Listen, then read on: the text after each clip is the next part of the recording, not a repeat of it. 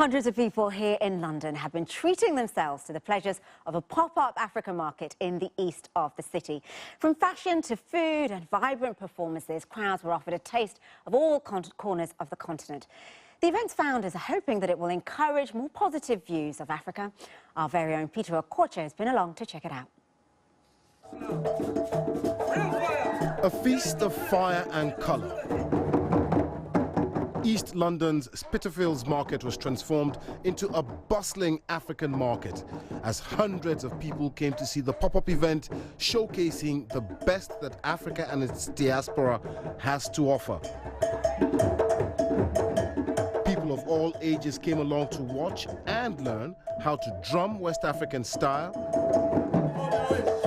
and learn about different genres of dance, live music and storytelling, or just to enjoy that African vibe. For the past 5 years, the Pop-Up Africa Market has been pushing to highlight more African brands and businesses.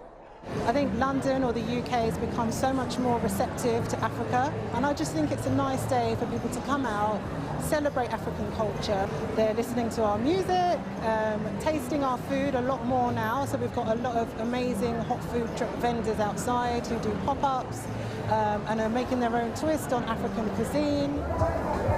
And that cuisine from all corners of the continent was on offer, from jollof rice to spicy stews and to some flavors which are a little less well known. So, Malagasy cuisine smack in the middle of London. We're at the Lima House with Prishka. What have you got in that plate for me? We've got coconut curry, beef curry with rice. We have a Malagasy coleslaw over here, and then we've got a tuna samosa and lamb samosas as well. First time with Malagasy cuisine. Always everyone's first. Would you like to try some of our chili sauce? It's fantastic. So what's brought the crowds out to celebrate all things Africa, and why do they think events like this matter? It's about color, it's about food, it's about fun and energy, engagement. My best friend's from Ghana, so he wants to bring me along as well to show me some of the food and things like that. How much of Africa did you know before today? Not much at all, really. Very basic. Slightly ashamed of it, really. But just today, walking around, talking to loads of the stall owners and things, it's really nice. It just gives you more of an insight into the African culture, north, south, east and west. So it's just a lovely event to be.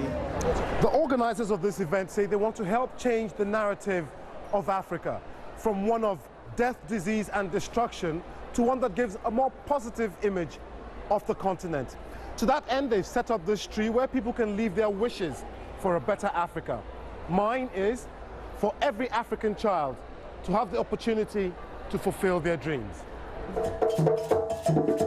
The pop-up is in London today, but in the future there are plans to take this African party to other towns here in the UK. Peter Okoche, BBC News. Who knew Peter was so good on the drums? I would have liked to have seen him do a little bit of the